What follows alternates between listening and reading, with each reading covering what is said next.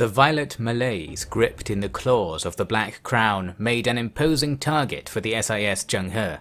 It was one of the old workhorses that had dropped SI probes all across their galactic domain in the days when Piers, Torres and Meiji had been at the reins. It was time for one last hurrah for the obsolete research vessel, right into that snarling ball of space-time distortion. The new pilot, Piers Taggart, braced himself as Shu-Suma had done, and felt the same shimmer of the very matter in his eyes as the threshold was crossed. It was uncomfortable, but not all that unpleasant. It was over before you had time to assess it, leaving the Zhenghe cruising towards a small blue star in an unremarkable-looking solar system. Wherever it was, there was no response to a hyperlane network ping within a few hours, meaning no probes were in the system. It was unmapped, but analysis of the background stars revealed its location by day's end. It was the star Kwanaga, according to Fajasaflin charts. It was a few jumps from the furthest extent the Holy Empire had delved, and a few jumps in the other direction from one of the only known routes into the hidden realm of the Imotharans. But the big question was the matter of Shu-Suma's reports. It wasn't even known if this was the same system she had travelled to, but there was one possible clue. Suma's destination should have a dead civilization. That's where things became strange. There was a Goldilocks planet in the system, Kwanaga 3, bristling with greenery, but nothing more exciting than that. No ruins, and no traces of the goop left behind when blue fire ate through metal. It couldn't have been the same place, but two later tracks of analysis brought the mystery circling back. Firstly, the Black Crown sent everything else launched into it to its identical twin in Kwanaga.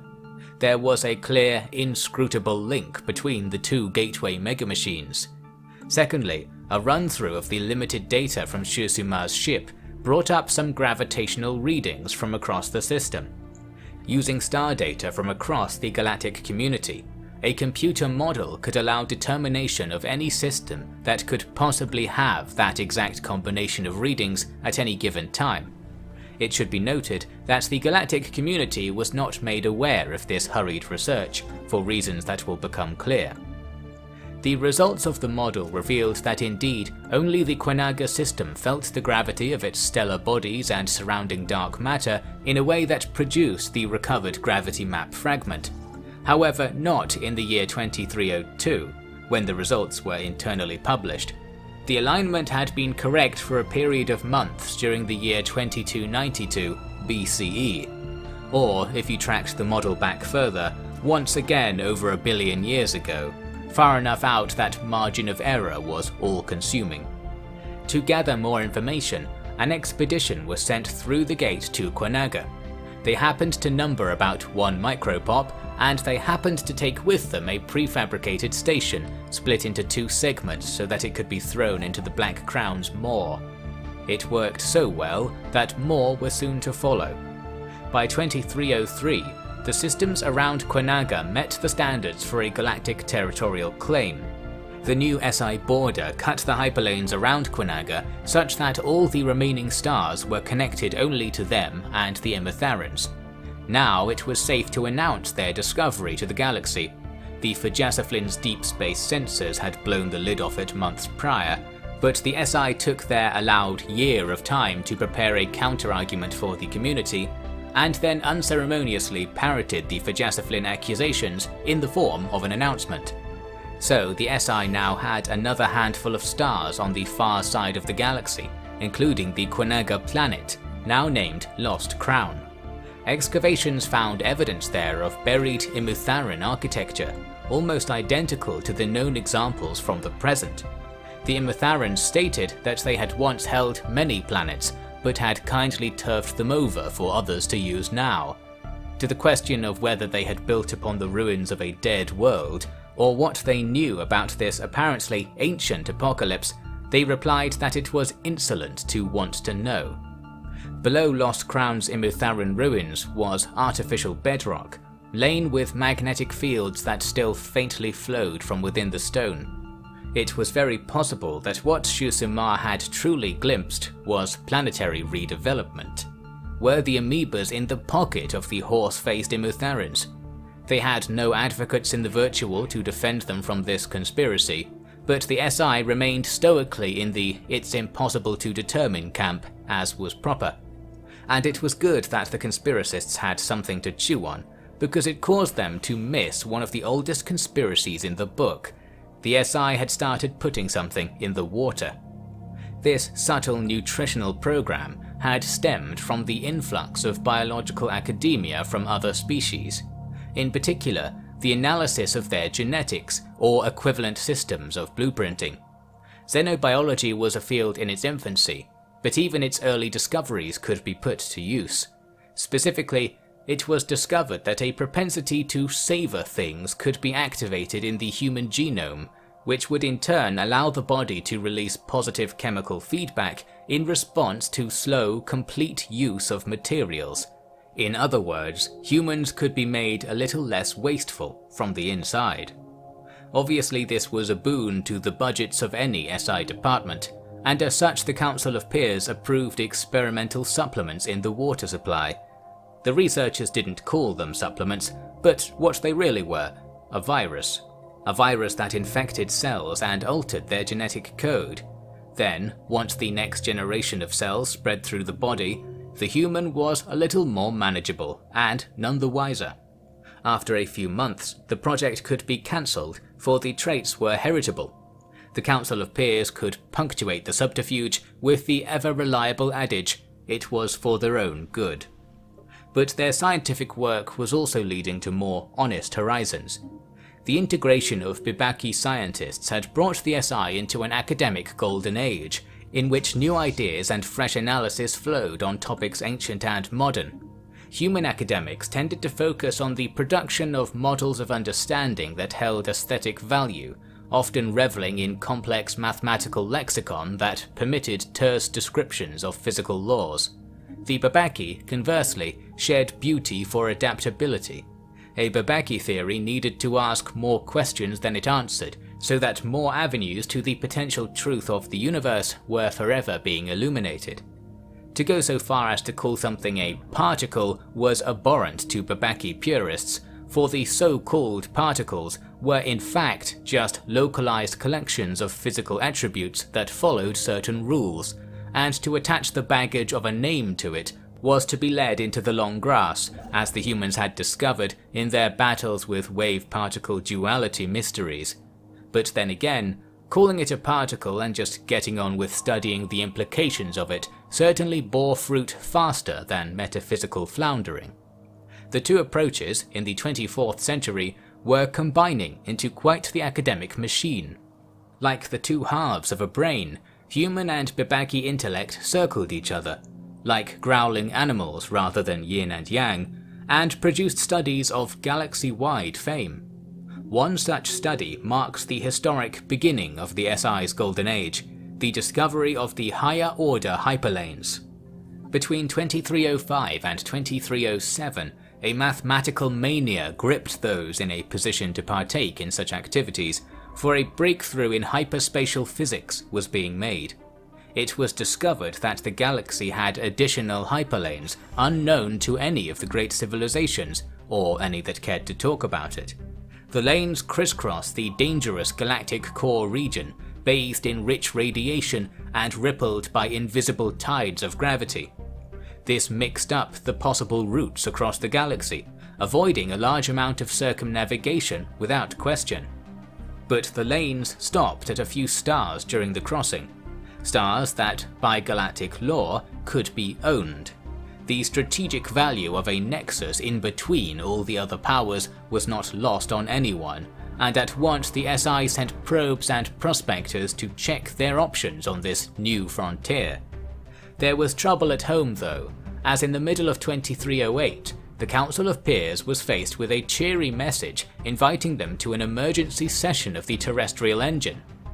There they found that the Sovereign Stars and Sovereign Coalition were at that very moment voting on a motion to seize Union of Gorphis systems in the Coalition's sphere. 2 votes were in favour, and the Council of Peers were invited to cast their vote now as well. The whole thing came about because the Coalition was not a continuous territory, on account of how their holdings had been carefully intertwined with those of the Gorths over previous centuries. The Gorths, resentful of the melding of human and Bebaki at their social expense, were placing tariffs and blockades on Coalition ships passing through their jurisdictions, and now that the Coalition could rope the SI Space Navy in, they didn't have to stand for it. That navy was at the time wired into space stations across the SI, being used as spare solar cells. The SI didn't need them, so they obliged. Drones were sent to shine the lenses on the great laser cannons, and the Virtual began their contest to see who would be crowned strategist for the coming war. In 2311, after a long voyage, the SI fleet met their Gorphis counterparts near the Coalition border. The cloud of cuboidal Gorphid destroyers let loose a barrage of torpedoes and rockets, which soared a few AU towards the SI fleet, before being effortlessly melted away by precision laser bursts. Then the bursts were shot further out, stripping the shields from the Gorphis fleet in minutes. Their fleet commander surrendered in short order, and the business of the war turned to formalities. The Terrestrial Engine needed to demonstrate a clear ability to access and control the system or systems submitted by the claimant. Therefore, the SI fleet was to spend many more years acquiring the surrender of space stations and providing logs of their movement in the contested zone to the Galactic Assembly. Easy but lonely work for Admiral Komarov stuck in the midst of his shiny silent weapons. This ordeal would bring an end to the era in which military vessels were not hyperlinked into the Virtual, security implications be damned. Far from that battle, an archaeological find was made around which history would much later begin to turn. As far as 2311 was concerned, it was a deep bunker on a dead planet, found in the Helem system. This was just one hyperlane from the galactic core, in the messy web of lanes being crisscrossed by exploration vessels from all corners. But the SI's Pier Fabrini had gone further than a flyby, and personally entered an unusual rock formation to discover this bunker. It was a chamber of simple stone, with shelves knocked along its half-mile perimeter. The chamber's main space was empty, but the ground was covered in scars and traces of paint. Something had been taken away. If this was before or after the creation of the shelves was unknown. The significance of the shelves was of course their contents. Tens of thousands of identical black cubes with a crystalline ring to them. It was storage glass. Fabrini led the efforts to determine how the data was arranged in these cubes, and thus decode them.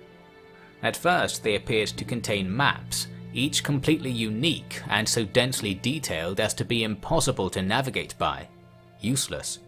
But then, as a Bebaki workgroup was quick to point out, they were in fact not maps, but mere collections of nodal and internodal data arranged in a specific and reproducible format.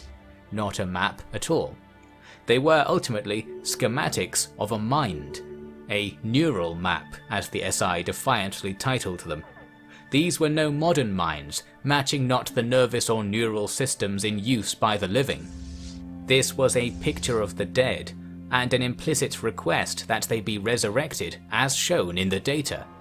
While creating new brains from scratch wasn't out of the question, wiring it up with the level of detail required to recreate whoever the beings in the neural maps were was impossible.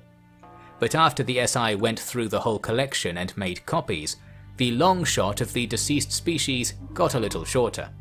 And for the SI, the notion and practice of neural mapping was a door to many new places indeed.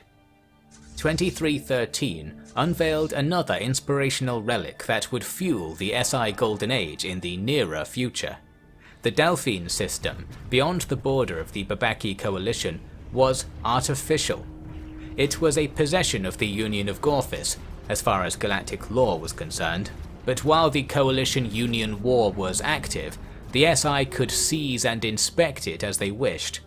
The system's star was ordinary enough, but that was all. All stellar bodies were missing, in favour of an enormous ring marking out an entire orbit just inside the liquid water zone. The ring was 100 kilometers thick and several thousand high, which made its internal surface area equivalent to 1,000 planets at least. It was a wonder of the precursors, the 300 million year old champions of the galaxy. It was their greatest creation, and putting aside the odd stone inscription, it was all that was left of them. Its state of repair was less than ideal. The surface of the ring had been long stripped of resources by predecessors, and the ring itself was only a few hundred more asteroid impacts away from breaking apart. Looking at it this way, it was simply a vast piece of rock and metal filling the system with debris, a nuisance. But the science and engineering infused into that megastructure had the SI drooling. With this, the inconvenience of sending their ships to war was forgotten, for in the war-ending settlement between Coalition and Union, Delphine was handed over as a prize. Now the Terrestrial Engine could scour the dead wander for secrets, and dream wildly of what other things such heavy engineering could achieve. This is evidenced in the writing of Fabrini as he broadcast the first data from the horizon of Sagittarius A star, the supermassive black hole at the core of the galaxy.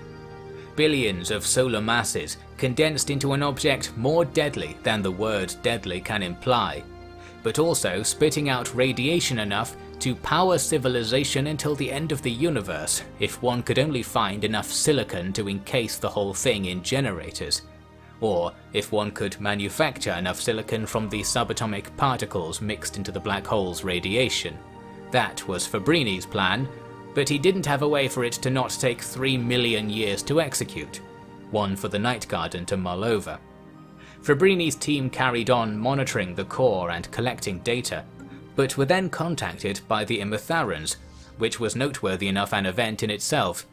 They had caught wind of the operation to make copies of the neural maps, and were eagerly asking for copies themselves. This revealed two things: that the Imatharans did have some interest in galactic goings-on, and that they had spies in the higher circles of the SI. But given the age of their own academic institutions, who could say that every particle in the galaxy wasn't entangled into their monitoring systems at the present time? It was further explained by the Imatharan representatives that they specialized in the collection and cataloging of galactic life. These undiscovered relics were, technically, examples of this, and so needed to be added to the collection.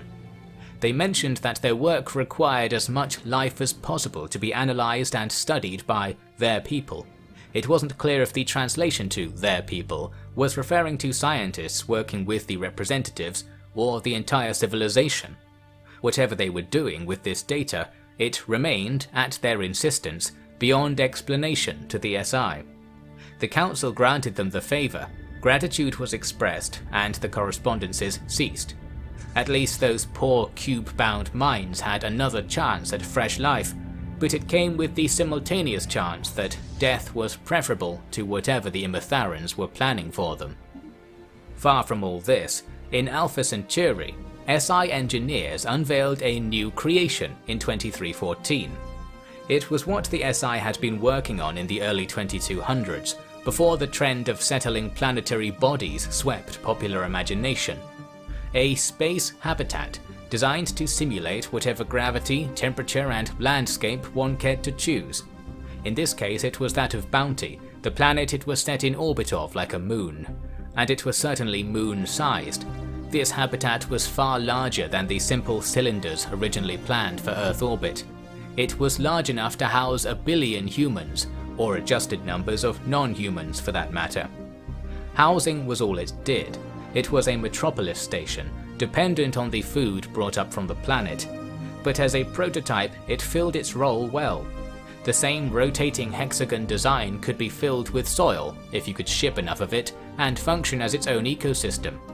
This was the future the SI had imagined, although admittedly they hadn't put much thought into where all the soil would come from.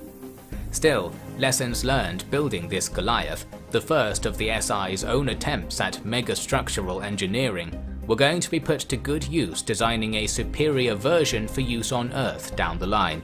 This, after all, was why bounty got such expensive attention first. The rest of the decade saw the race to claim the galactic core taking center stage. Other powers had already started claiming stars, and the SI cut all the corners they could to get new space station parts and crews shipped over there. This was a years-long process at the fastest, given the distance. It was a clear indication of the mindset the Council of Peers was passing along at this point in history. They wanted leverage. Victories in war, convoys of migrants granting a good showing in the stake algorithm, and increasingly famous scientists working within their tightly bound packaging.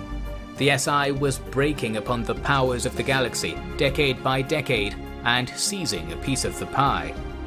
But on the other hand, their mission was becoming more complicated. They were managing a half-dozen species on a dozen planets across a 70,000 light-year empire of 200 billion mouths, many of which were half a galaxy from where their food came from, and another half in the other direction from where their electronics were assembled. This rich, delicate nightmare could only last as long as the resources kept flowing, and no one interrupted. Only then could the promise of a never-ending civilization be achieved. At the behest of this impossible promise, the SI gladly raced towards the only possible outcome.